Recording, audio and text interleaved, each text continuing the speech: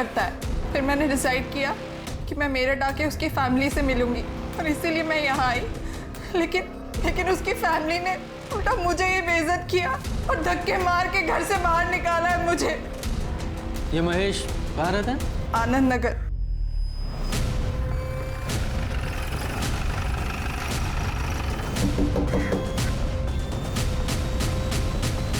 कोई है?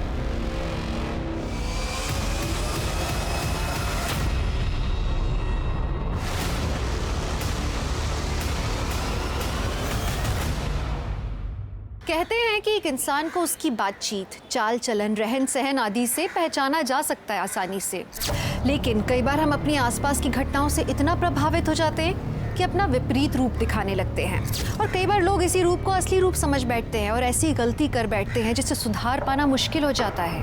हमारा आज का एपिसोड भी ऐसे ही इंसान और उसकी पहचान की उधेड़-बुन पर आधारित है। वो दो औरतें कौन थीं और उनका कत्ल किसने किया था, और वो औरत जो पुलिस स्टेशन में इनके लिए कंप्लेंट लिखवाने आई थी उसका इनसे क्या वास्ता था, और क्या ये दो औरतें गलत पहचान का शिकार हुई थी, ये जानने के लिए हमें उनके अतीत में झांकना होगा। माँ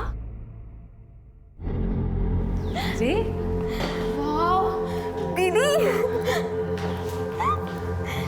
आप बहुत सुंदर दिख रही हो। सच्ची बहुत सुंदर लग रही हो। सच में? किसी की नजर ना लगे तुम्हें। चीज। क्या हुआ माँ? कुछ नहीं, सोच रहे अगले महीने इस घर से विदा होकर चली जाओगी। फिर हमें भी नहीं पता हम आपके और मेघा के बिना कैसे रह पाएंगे। क्या रो रहे हो?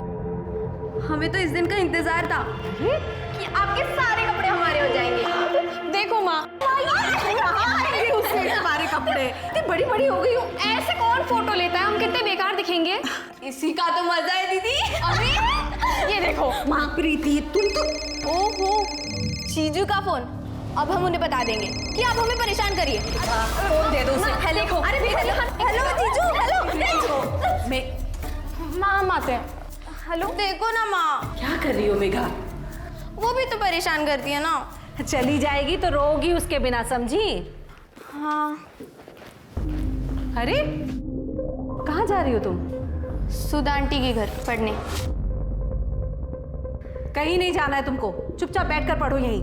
हम जा रहे हैं। मेघा, अरे एक फोटो भेजो ना। अरे तुम्हें देखने का मन कर रहा है मेरा। ठीक है, भेज दी। बताओ कैसी लग रही हूँ? ऐसे थोड़ी बताऊंगा, मिल के बताऊंगा। अरे अभी भेजिए ना, बताओ ना प्लीज। अरे बोला ना, मिल के बताऊंगा। संदीप, घर पे बहुत सारे काम बाकी है। शॉपिंग बाकी है, पार्लर की बुकिंग बाकी है। मेरा तुमसे बहुत मिलने का मन कर रहा है। तुम कुछ भी बहाना वाना बना के आ जाओ ना। ठीक है, पर आज नहीं, कल। ठीक है। वाह भैया, ये तो बहुत बढ़िया खबर है। भैया हमको भी साथ ले चलिएगा ना? हाँ हाँ, चलना चलना, जरूर चलना। अरे मेघा बेटिया, बहुत अच्छे समय पर आई हो। तुमको पता है दंगल के आयोजन में चीफ गेस्ट बन के जा रहे हैं हम। ये तो बहुत खुशी की बात है अंकल, मुबारक हो। अरे आ गई तुम? हम तो सोच ही रहे थे, पता नहीं क्या हो गया मेरी बेटी को, अभी तक आई नहीं। आजा बैठ।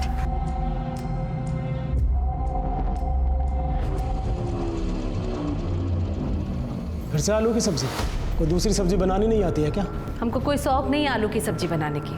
हाँ, घर में कोई सब्जी है नहीं और पैसा भी नहीं है हमारे पास। तुम्हें जितने मर्जी पैसे दे लो, लेकिन यही रोना रहता कि पैसा है नहीं। अच्छा, कितने पैसे देते हैं आप? 10,000? पढ़ाई लिखाई का खर्चा भी इसी पैसे में से निकालते हैं हम। हाँ, तो हमारे पास नहीं है पैसे, सुन लिया? ये कहिए कि हमारे लिए नहीं है। वो नोएडा में जो रख रखी है ना सुमन, उसके लिए तो खूब पैसा है आपके पास। तमीज से बात करो, उससे हम शादी किए हैं, बीवी है हमारी। एक बीवी के होते हुए दूसरी बीवी नाजायज होती है।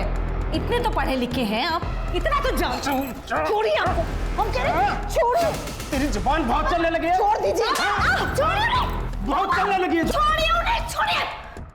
आज सिर्फ माँ को यहाँ पे मारने और उन्हें जलील करने के लिए आते हैं क्या? एक तो आपको बाबा कहते हो ना, शर्म आती मुझे।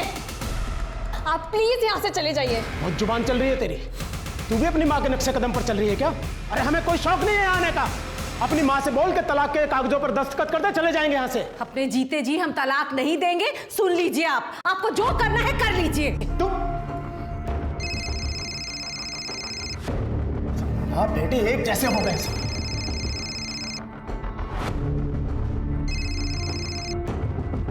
क्या है? तमीज से बात करो मुझसे, कुसुम नहीं हूं मैं। याद है ना तुमने मुझसे वादा किया है कि इस बार तलाक लेके ही घर लौटोगे।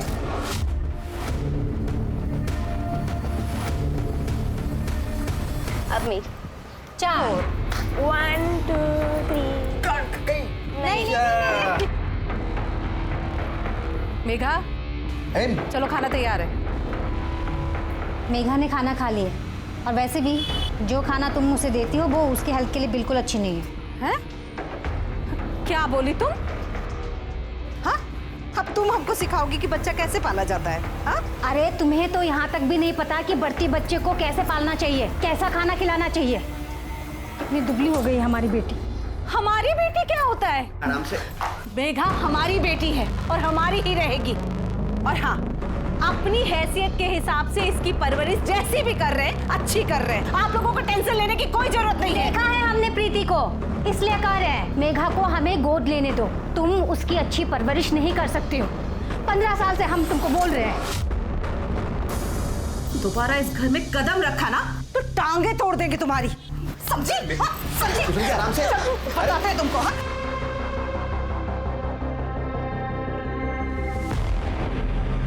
हमें हर हाल में मेघा चाहिए। तुम चिंता मत करो, ऐसा दाव लगाएंगे कि मेघा हमारी ही होगी। जैसे जैसे शादी के दिन नजदीक आते जा रहे हैं निखरती जा रही हो तुम। अच्छा, अरे ये झुमके तो बहुत अच्छे लग रहे हैं तुम्हारे। सच में? हाँ। माँ ने दिए। पता है संदीप, हमारी माँ ने ना बहुत स्ट्रगल किया है। मैं चाहती हूँ कि मैं उन्हें जिंदगी की वो हर खुशी दूँ जो वो डिजर्व करती है। और इसमें हम तुम्हारे साथ हैं।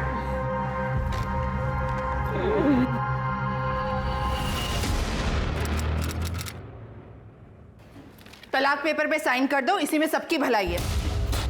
तलाक? हाँ, हम तो तुमसे तलाक के लिए भी नहीं कह सकते क्योंकि तुम्हारी शादी तो पहले से ही नाजायज है। कुसुम चुप रहिए आप। ठीक है, सीधे सीधे बात करते हैं, कितने पैसे लोगी साइन करने के? क्यों मैडम, ये फिल्म नहीं है, असल जिंदगी है। एक बात कान खोलकर सुन लो, अपने जीते जी हम इन्हें नहीं छोड़ेंगे। जो करना है कर लो। ये क्या कर रही हो तुम? ये लो एक बात और, अब तुम देख लो कि तुमको पूरी जिंदगी इनके साथ ऐसे ही रहना है। तुम हाथ कैसे उठाई? कुसुम छोड़। अरे कैसे हुई यार? ये सब ना आपकी वजह से हो रहा है। इस सब के जिम्मेदार आप हैं। तू अपनी जुबान बंद रख। छोड़ेंगे नहीं। पागल हो गई क्या? हटाओ, क्या कर रही हो? छोड़ो मुझे। तुम्हारा तो मैं वो हश्र करूंगी ना कि तुम्हारी रूह तक कांपेगी। अरे जाओ यहाँ से।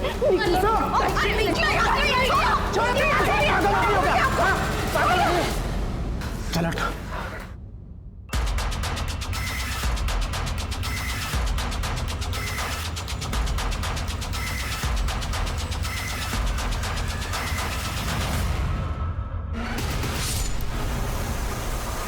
प्रीति,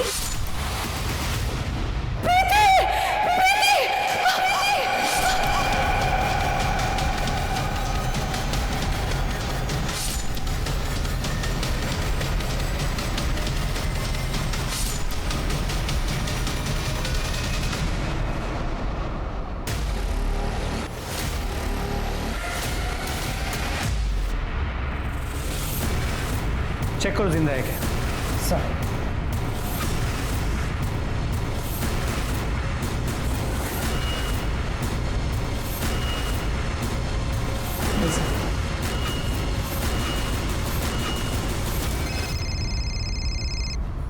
हाँ शर्मा बोलो।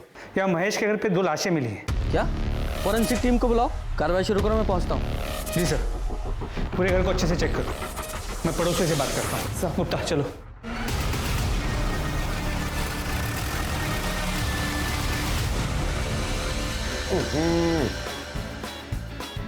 काली मिर्च के अंडे का ये मतलब थोड़ी ही होगा कि सारी की सारी काली मिर्च एक बार में झोंक दी जाए।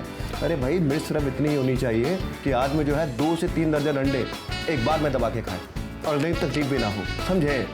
जी भैया। सर बंद कीजिए प्लीज। क्या हो गया सर जी?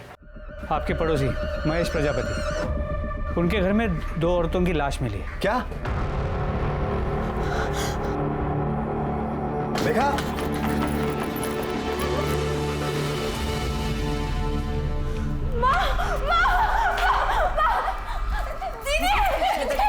मेघा, मेघा, संभालो अपने।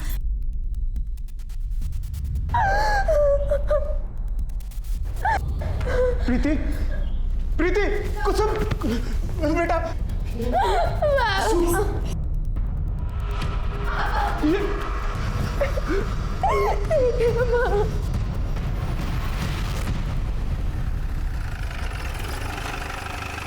सब इस तरफ। सर जब हम आए तो दरवाजा ऑलरेडी खुला था, फोर्स्ड एंट्री का कोई निशान नहीं। पड़ोसियों ने बताया कि यहाँ अक्सर लोग दिन में दरवाजा खुला रखते हैं। What is? सर यहाँ सर ये महेश प्रजापति, इनकी बीवी कुसुम प्रजापति, वो बड़ी बेटी प्रीति प्रजापति। पर सर ये उनके पड़ोसी हैं। इनके घर पे म्यूजिक काफी लाउड बज रहा था, इसलिए शायद किसी ने कुछ सुना नहीं। सर पूरे घर में या किचन में स्ट्रगल के निशान नहीं है, लेकिन ये चूड़ियां टूटी हुई है, ना ही चोरी का मामला।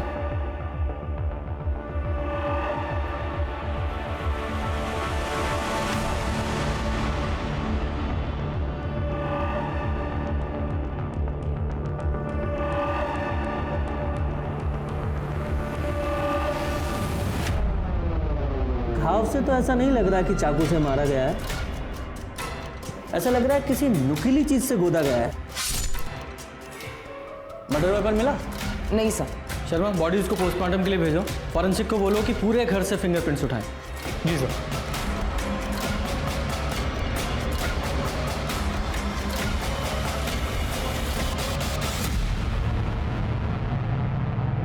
अगर घर में चोरी नहीं हुई है तो इसका मतलब ये है कि कातिल इन्हें सिर्फ मारने के मकसद से आया था।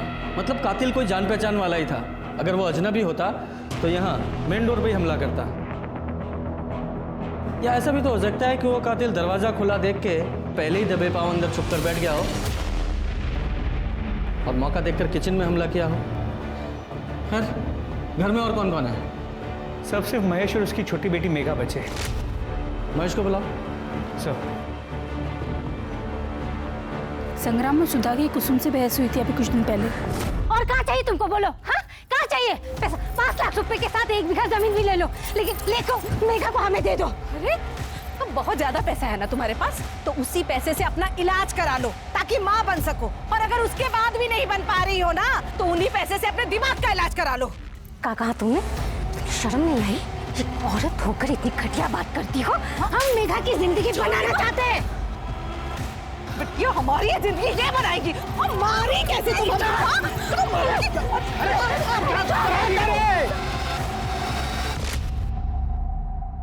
बेटा, तुम्हें किसी पे शक है? कौन तुम्हारी मम्मी और बहन को मार सकता है? नहीं पता सर। अच्छा, तुम कब से इनके घर पर थी? सुबह से। वो आज हमारी शादी की सालगिरह है ना, और मेघा को हम अपनी बेटी की तरह मानते हैं, इसलिए वो हमारे साथ हमारे घर पर ही थी। आज आप दोनों ने आसपास कुछ ऐसा अनयूजुअल देखा या सुना? जरा याद करके बताइएगा, क्योंकि एक छोटी सी इन्फॉर्मेशन हमारे लिए बहुत काम की हो सकती है। नहीं सर। और आप भी घर पे ही थे? नहीं सर, हम तो अखाड़े में थे जी। आपके आने से तकरीबन आधा घंटा पहले तो आए थे हम। सर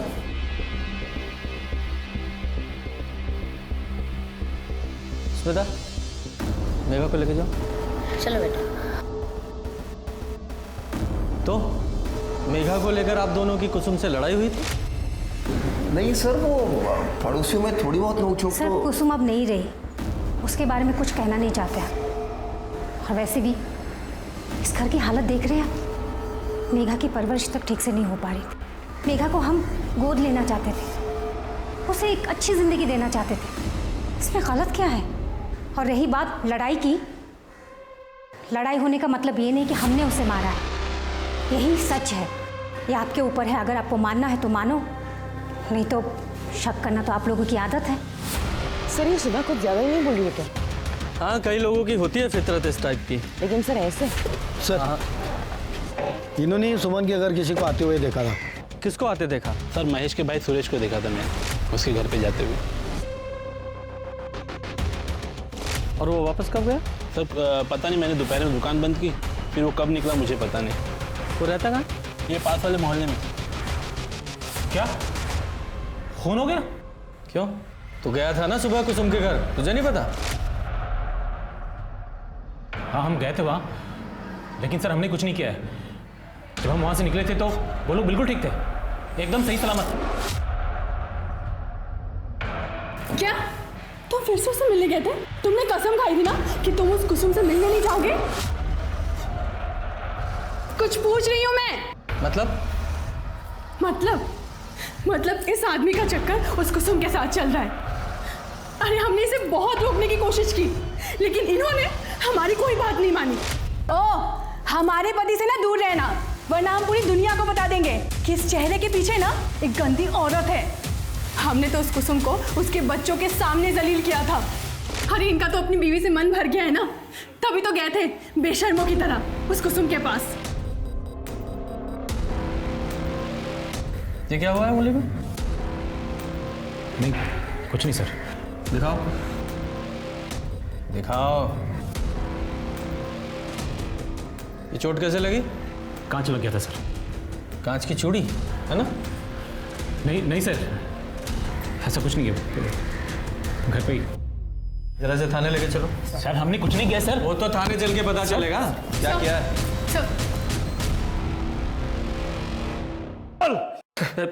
बताते सर। सर हम मानते हैं, हम भाभी से मिलने उनके घर पे गए थे दोपहर को। देखो भाभी, कुछ गलत नहीं है इसमें। नहीं, अब हम ये पाप नहीं करेंगे। ठीक है, फिर तो एक ही रास्ता बचा है हमारे पास, हमें भैया को सब बताना पड़ेगा। तुमको जो करना है करो, क्योंकि गलती तो हमसे हुई है, पर अब तुम जोर जबरदस्ती कर रहे हो हमसे। जबरदस्ती?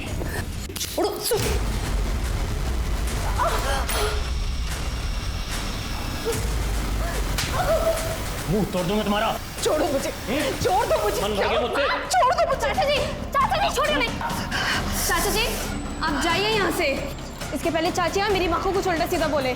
बहुत गलत कर रही हो तुम, पछताओगी। यही सच है सर, हम जो कुछ भी जानते थे आपको बता चुके हैं, हमें जाने दीजिए सर। लेकिन ये अधूरा सच है, जब तक ये पूरा सच नहीं उगलता खातिरदारी करते रहो। सर ऐसा मत कीजिए सर। इस केस में बहुत उलझन है। देखा जाए तो कुसुम की मौत से सबसे ज़्यादा फायदा महेश को था। ये भी हो सकता है कि सुरेश ने अपने और कुसुम के रिश्ते के बारे में महेश को बताया हो। महेश को गुस्सा आया, उसने कुसुम को मार दिया, और जब वो कुसुम को मार रहा था प्रीति ने देख लिया, तो इसलिए उसे प्रीति को भी मारना पड़ा। सर वैसे मोटिव संग्राम और सुधा के पास भी है, क्योंकि कुसुम और प्रीति के मौत के बाद महेश खुशी खुशी मेघा को इन दोनों को गोद दे देता, ताकि वो अपनी जिम्मेदारियों से मुक्त हो सके। हो सकता है, लेकिन ये सुरेश अपनी भाभी कुसुम को संबंध बनाने के लिए ब्लैकमेल कर रहा था, और मर्डर वाले दिन वो उसके घर भी गया था, उसके हाथ में भी चोट लगी है। ये सारी चीजें इशारा करती हैं कि वो कातिल हो सकता है। सर और एक शख्स है जो माँ और बेटे को मार सकता है, सुमन, क्योंकि उसने इन दोनों को धमकी दी थी। लेकिन कोई खुद मर्डर करके खुद कंप्लेंट लिखाने क्यों आएगा? कंफ्यूज करने के लिए सर। जब कुसुम ने सुमन को 10 तारीख को घर से बाहर निकाला था, तो 10 तारीख को ना आके 11 तारीख को कंप्लेंट लिखाने क्यों आएगी? ये महेश है, इसने मेरे साथ धोखा किया है। Yes, she has a point. Sharma, इस महेश और सुमन की सीडीआर निकालो और ये पोस्टमार्टम रिपोर्ट को जल्दी से जल्दी देने के लिए बोलो। जी सर। और महेश के वकील को तुम फॉलोअप कर रही थी ना, क्या हुआ उसका? सर उसके ऑफिस में मैसेज भिजवाए हैं। और वो संग्राम, उसका वो चमचा सुग्गा, बुलाओ उसे। जी सर। तुम्हें पुलिस के पास जाने की जरूरत क्या थी?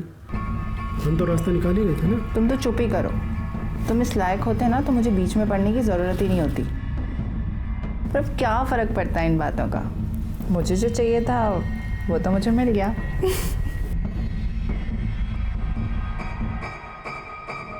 हाँ तो सुग्गा। जी साहब। अपने मालिक संग्राम के साथ सुना है बहुत उड़ रहा है तू?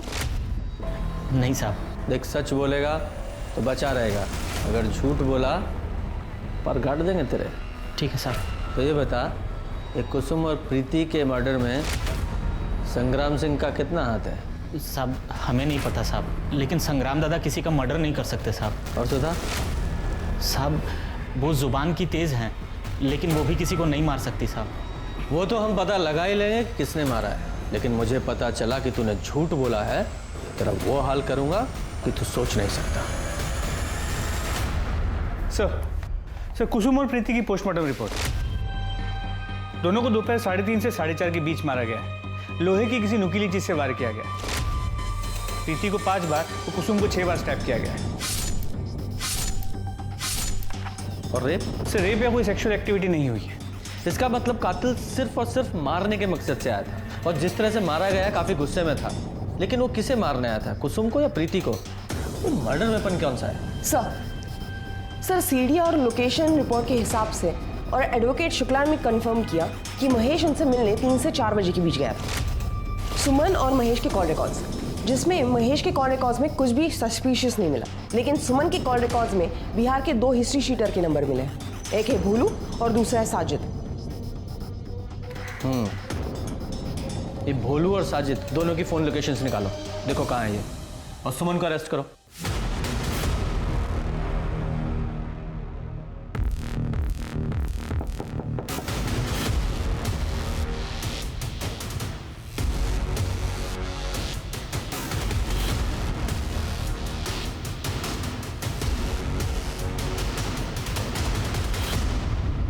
तुम्हारे सीडीआर और भोलू और साजिद के फ़ोन लोकेशन से पता चला है कि वो दोनों कॉन्ट्रैक्ट किलर भी सेम डे यहाँ मेरठ में ही थे। देखिए, मैं आपको सब सच सच बताती हूँ सर। मैं महेश की लीगल वाइफ बनना चाहती थी, और इसीलिए मैंने भोलू और साजिद को कुसुम को मारने की सुपारी दी थी। लेकिन बाद में मैंने अपना इरादा बदल दिया था। देखिए, मुझे लगा कि अगर इन्वेस्टिगेशन हुआ और मैं पकड़ी गई तो पूरी ज़िंदगी मुझे जेल में रहना पड़ेगा, और मैं महेश से तो कभी मिल ही नहीं पाऊंगी। इसलिए मैंने सोचा कि मैं केस कर कर उस पर प्रेशर बनाती हूँ।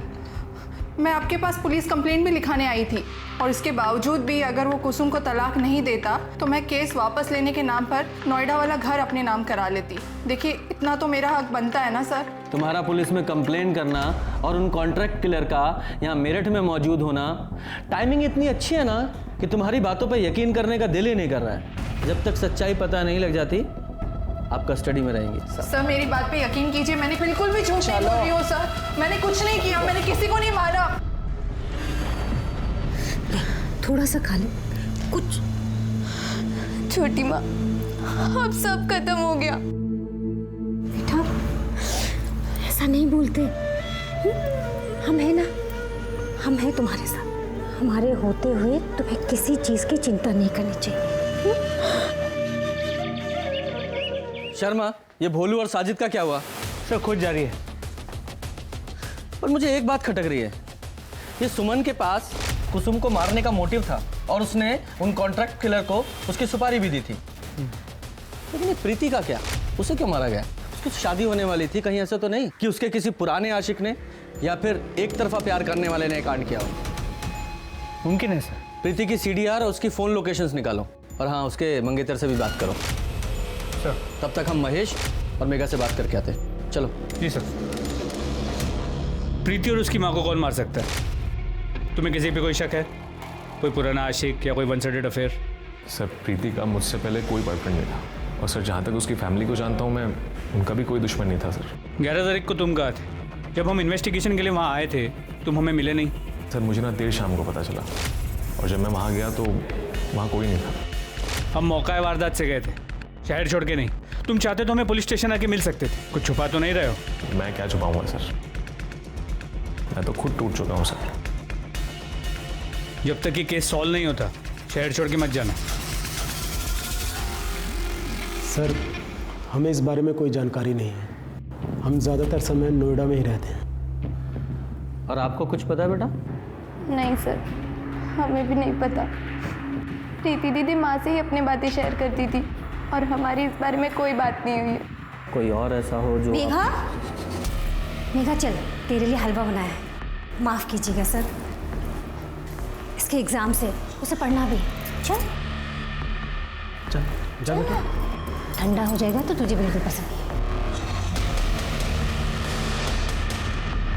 जी ये सुधा जी है, हमारी पड़ोसी, मेघा का बेटी की तरह ख्याल रखती है। सर मुझे लगता है सुधा के हाथों ही मर्डर हुए होंगे। देखा ना आपने, जैसे ही हम पहुंचे वो भी आ गए। उस दिन भी उसने जानबूझकर मेघा को अपने घर पे रखा ताकि वो प्रीति और कुसुम को मार सके। पूजा एक काम करो, अपने कांस्टेबल को सिविल यूनिफॉर्म में इस मोहल्ले पे निगरानी पे लगा दो। जैसे ही कुछ अनयूजुअल दिखा उठाएंगे इनको। सर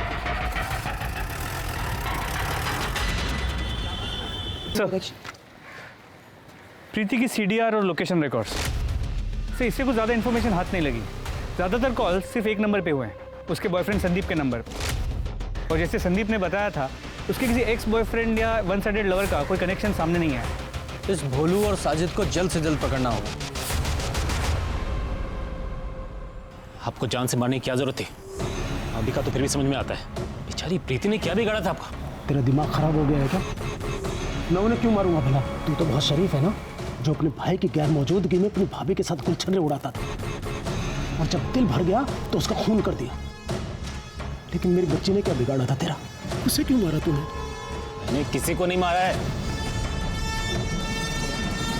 पुलिस के पास संदिग्धों की फहरिस्त बहुत लंबी थी। महेश कुसुम से हर हाल में पीछा छुड़ाना चाहता था और वहीं सुरेश, उसका कुसुम से नाजायज रिश्ता चल रहा था और वो मौका वारदात पर गया भी था। संग्राम सुधा मेघा को 15 सालों से हासिल करना चाहते थे, लेकिन कुसुम उनके रास्ते का सबसे बड़ा रोड़ा थी। वहीं सुमन, उसने बिहार से 2 हिस्ट्री शीटर्स को बुलाया था इस हत्या को अंजाम देने के लिए और मेरठ में वो हत्या के दिन मौजूद भी थे। इतने सारे लोगों के पास हत्या करने की वजह तो थी, लेकिन पुलिस को सुमन के अलावा किसी के भी खिलाफ सबूत नहीं मिला। सुमन ने ये तो माना कि उसने भोलू और साजिद को हत्या करने के लिए बुलाया था, लेकिन उसका ये भी कहना था कि एंड मोमेंट पे उसने हत्या करने से मना कर दिया था। लेकिन ये बात पुलिस को हजम नहीं हो रही थी, इसलिए वो भोलू और साजिद को ढूंढने में लग गए। लेकिन इस बीच पुलिस के हाथ कुछ ऐसा लगा जिसने इन्वेस्टिगेशन की दिशा ही बदल दी। सर देखिए क्या मिला है। ये तो प्रीति है। जी सर, लड़कों के चेहरे क्लियर नहीं है, मगर प्रीति का चेहरा क्लियर है और उसे देख के लगता नहीं है कि जो कुछ भी उसके साथ हो रहा है उसकी मर्जी के खिलाफ हो रहा है। और सर ये देखिए, एंगेजमेंट रिंग, मतलब ये वीडियो हाल फिलहाल में बनाया गया है। Right sir. वीडियो की वॉइस बहुत डिस्टर्बिंग है, इसे एनहेंस कराओ और तुम जरा पता करो कि ये वीडियो कहाँ से अपलोड हुआ है। आईपी एड्रेस निकालो। जी सर।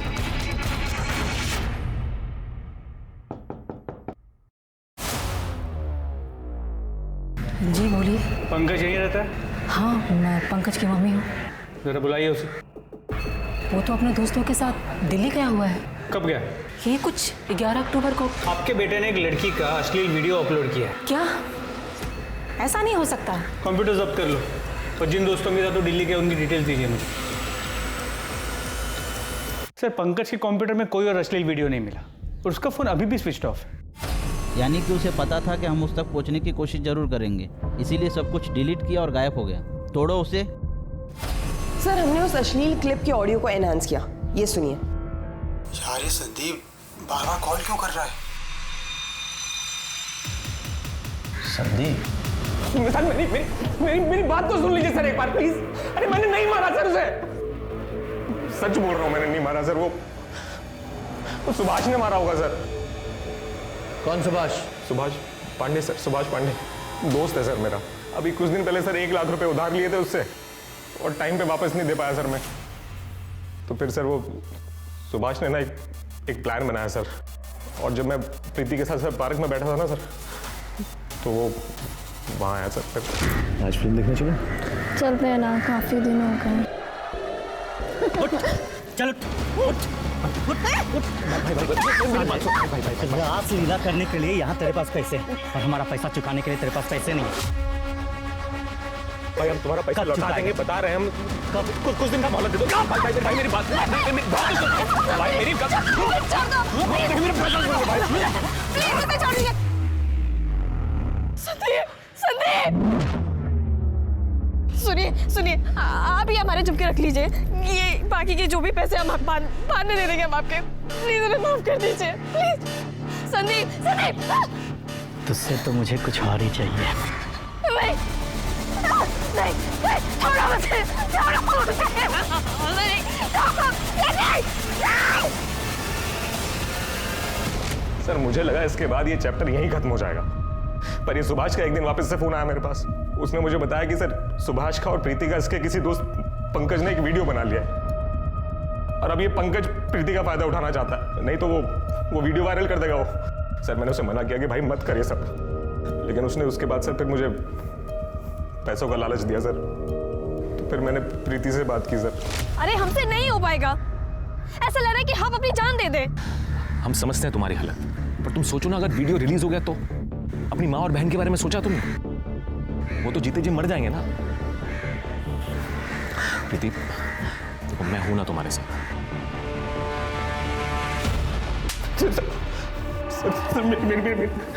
शर्म नहीं आई तुझे अपनी ही मंगेतर के साथ इतना घिनौना काम करते हुए? सच तो यह है तू उससे शादी ही नहीं करना चाहता था, इसलिए उसे मार दिया।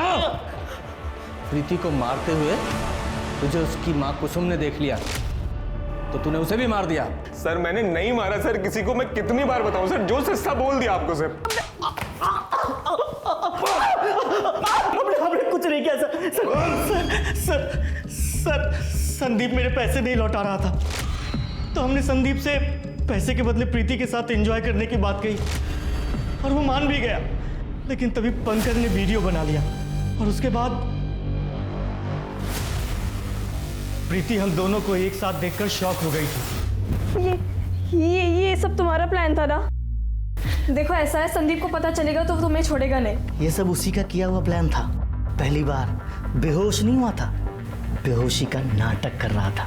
नहीं नहीं नहीं, तुम झूठ बोल रहे हो। ये सुनो, देख मैं ना बेहोशी का नाटक करूंगा और तू अपना काम कर लियो, इसके बाद तेरा मेरा 1 लाख का हिसाब बराबर। तो तूने उसे इसलिए मार दिया कि अब वो तेरे हिसाब से नहीं चल रही थी, या फिर इसलिए कि वो हमारे पास आने का सोच रही थी?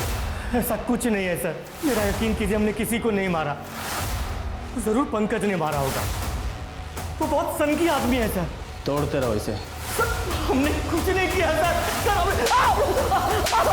ये संदीप और सुभाष दोनों को कस्टडी में रखो और दोनों की कॉल लोकेशंस और फोन लोकेशंस निकालो। कुसुम के घर में जो फिंगरप्रिंट्स मिले हैं वो इन दोनों के फिंगरप्रिंट से मैच करा के देखो। और ये पंकज, उसका कुछ पता चला? सर उसका लोकेशन ट्रेस हो गया, उसने कल अपना फोन ऑन किया था। वो दिल्ली में नहीं, मुंबई में। लोकल पुलिस को कांटेक्ट किया है, होपफुली जल्दी पकड़ लेंगे। वेरी गुड शर्मा, एक बार ये पंकज हाथ में आ गया ना तो सच्चाई तक पहुंच सकते हैं।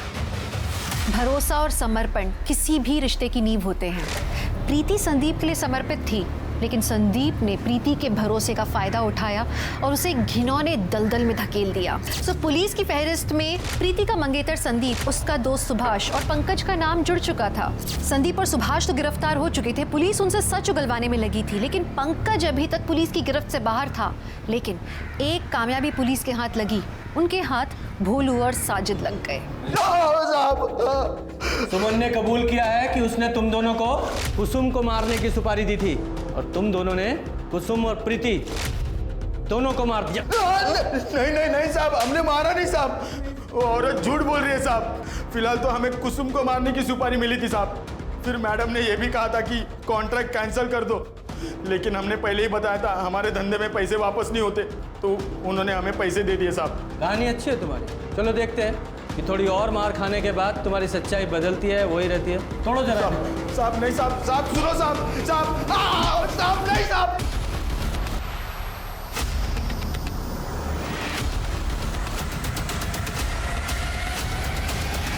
अरे हमने किसी को नहीं मारा सर, अरे हम सच कह रहे सर, हमने किसी को नहीं मारा सर। तो भागा क्यों? क्योंकि हम डर गए थे सर।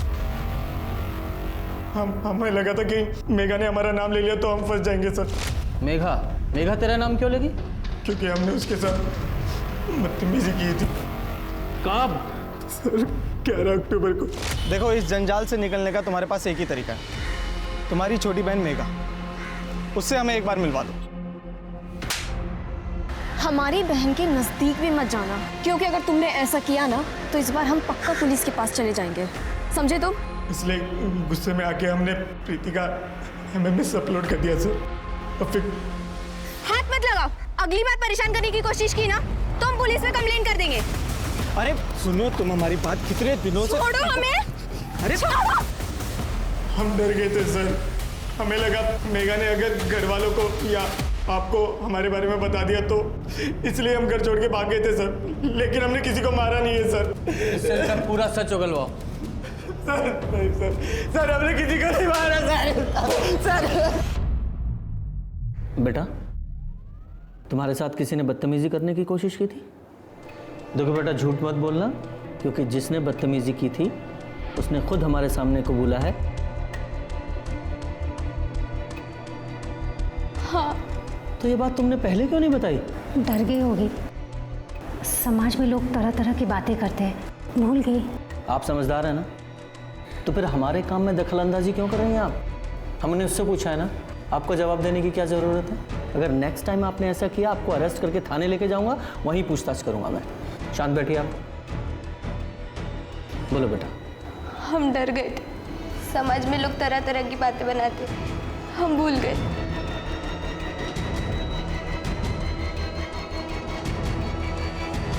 तो मुझे लगता है कि मेघा बहुत कुछ जानती है, सुधा के डर से हमें बता नहीं रही। सर, इसके पहले भी हम मेघा से बात करने गए थे, लेकिन सुधा ने पढ़ाई का बहाना बना के मेघा को अंदर लेके गई थी।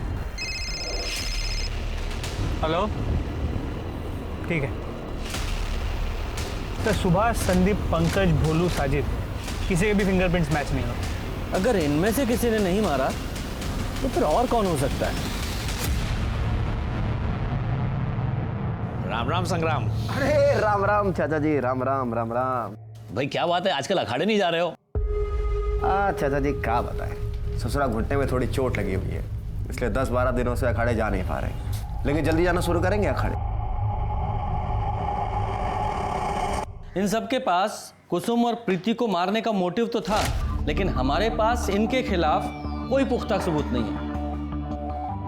हमें तो ये तक नहीं पता कि मर्डर वेपन क्या है और वो कहाँ है। डेड एंड पे खड़े हैं हम। हेलो, ठीक है सर, हमारे कांस्टेबल यादव का कॉल था। वो कह रहा है कि संग्राम की घुटने पे चोट लगी हुई है, इसलिए पिछले 10-12 दिनों से वो अखाड़ा नहीं गया।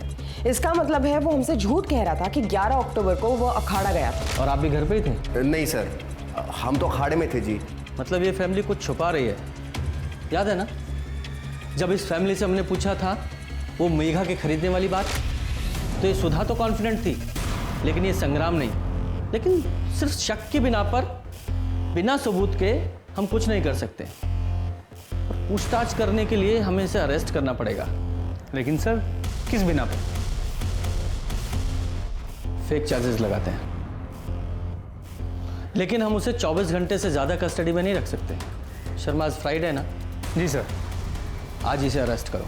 कल सैटरडे और संडे कोर्ट बंद रहेगा, मंडे से पहले जमानत नहीं मिलेगी। समझ गया।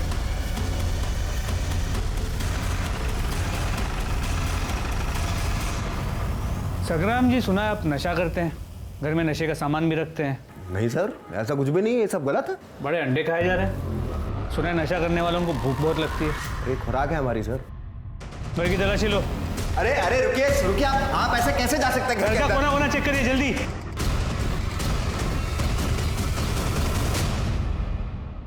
संग्राम जी, ये क्या है? आप बिल्कुल चिंता मत कीजिए, हमें पता है आप बेकसूर हैं, हम वकील से बात कर लेंगे। अरे सर जी, आपको कोई गलतफहमी हुई है, मैं कभी भी अपने घर पे गांजा लेके नहीं गया। तो फिर तूने झूठ क्यों बोला कि तू 11 अक्टूबर को अखाड़े में गया था? तेरे घुटने में दर्द था ना, घर पे ही था ना तू? अरे सर, मैं गया था उस दिन अखाड़े में, हाँ, पर मैंने वहां कोई काम वाम नहीं किया था। चल ठीक है, मान ली तेरी बात। अब तो हमें सिर्फ इतना बता कि कुसुम और प्रीति का खून किसने किया। तेरे जो गांजे वाले चार्ज है ना, ये हटा देंगे। ओ, तो इसलिए लाया आप लोग हमें यहाँ? तो ऐसा है सर जी, हम नहीं जानते किसने मारा उन दोनों को। तो ठीक है, फिर हो जा सजा के लिए तैयार। आप जानते नहीं सुधा को, हमें हर हाल में यहाँ से बाहर निकाल देगी। देखते रहिएगा आप।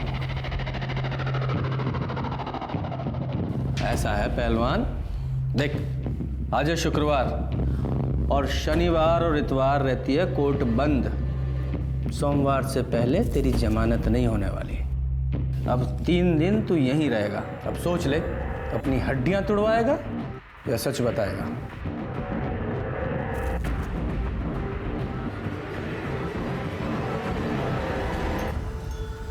सर लगता नहीं कि ये संग्राम इतनी आसानी से टूटेगा। पर इसे तोड़ने का कोई तरीका तो खोजना पड़ेगा ना। सर मैंने एक चीज ऑब्जर्व की, जब जब हम संग्राम से मिलने जाते हैं या तो वो खाता होता है या उसके पास खाने का बहुत सारा सामान पड़ा होता है।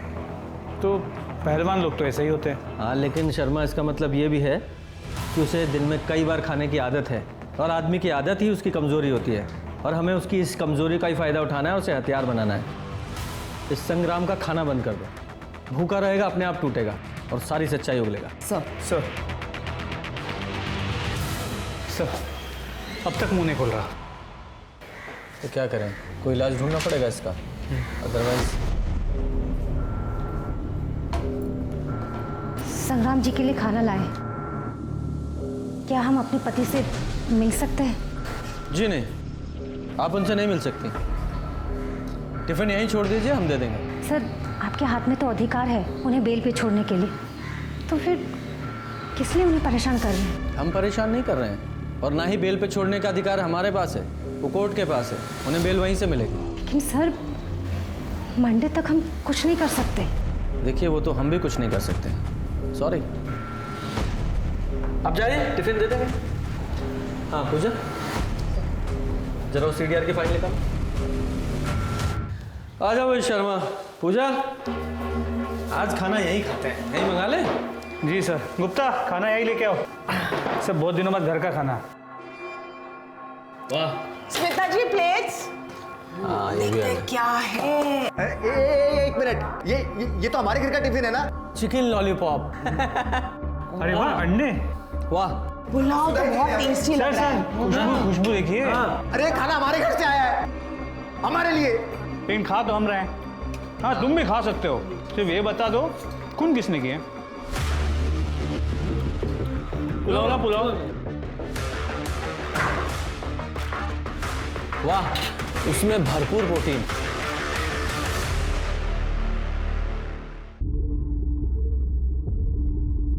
मैडम। अरे सुधा जी, आप टिफिन लेके आ गई? जी सर। अच्छा हुआ, कल का खाना बहुत अच्छा था।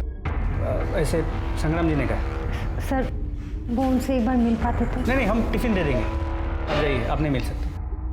चलो।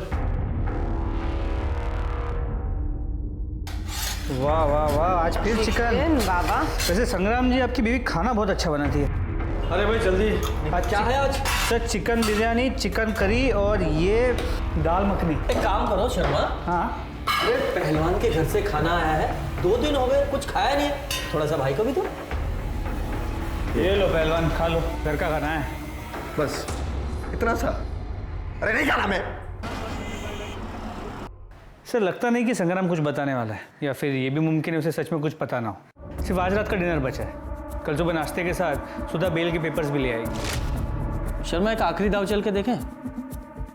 चलो। अरे शर्मा, अरे भाई जल्दी खाना लाओ, भूख लगी है। लाया सर। शर्मा जल्दी खोलो, भूख लगी है। सर आज फिर से चिकन। आहा बिरयानी, वाह। खुशबू तो बहुत अच्छी आ रही है। हाँ पहलवान, ये लीजिए। खाओगे? बहुत अच्छा है। सच, हम आपको सब कुछ सच से बता देंगे, लेकिन पहले हमें पूरा टिफिन दीजिए खाने के लिए। पहले स्टेटमेंट, फिर खाना। खत्म करो। अच्छा ठीक है, ठीक है, ठीक है, हम आपको सब कुछ सच से बताते हैं। देखिए हमें सच में नहीं पता कि कुसुम जी और प्रीति को किसने मारा, पर हाँ सुधा ने हमें सुवा दिया था छुपाने के लिए। हमने उसे मिट्टी में गाड़ दिया। अब खाना दीजिए फटाफट। चलो।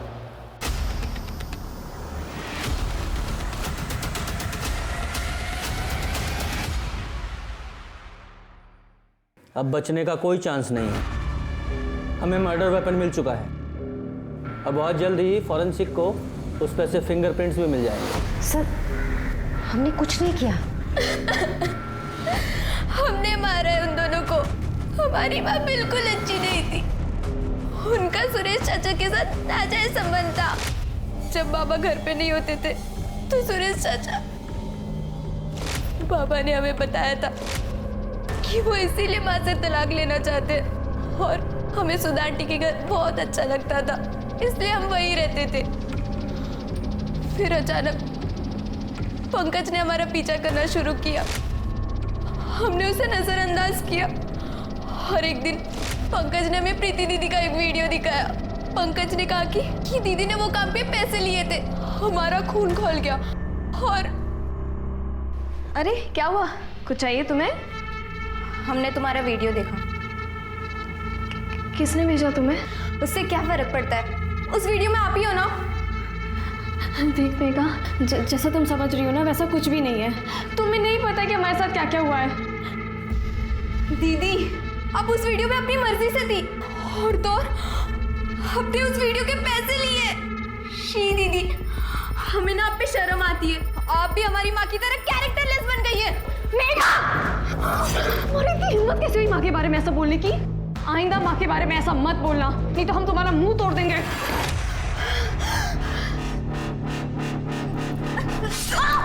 मेघा, प्रीति,